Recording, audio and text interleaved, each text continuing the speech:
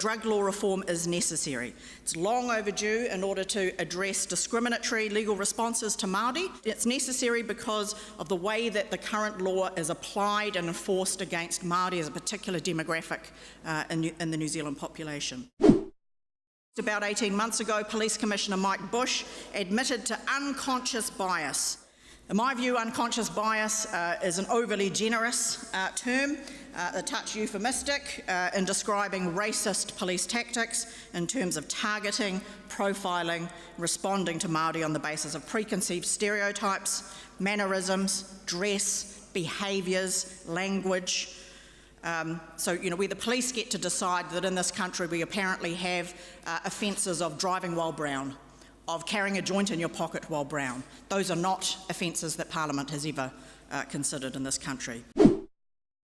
So we have de facto decriminalisation, so that we have now tasked the police for the last 2 decades as being judge, jury and executioner. They decide who comes in, they decide who goes out.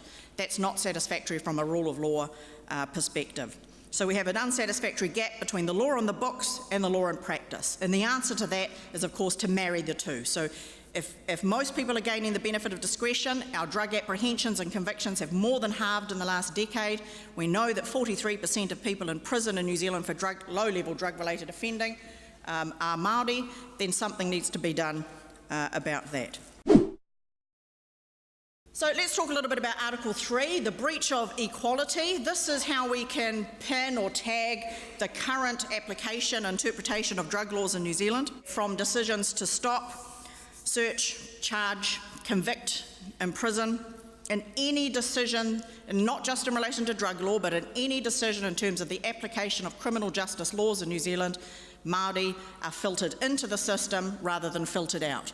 We do not gain the benefit of discretion. Drug law reform must involve Māori and address our needs, but not just our needs, also our tikanga, our custom law, who we are, our ways of thinking, being and doing.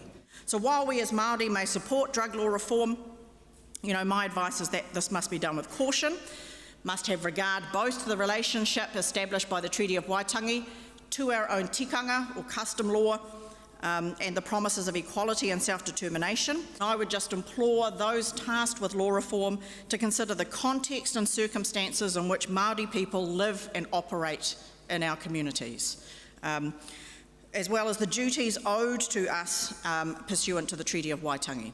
So, kia ora koutou mō tō koutou whakarongo mai, nō reira tēnā koutou katoa. Kia ora.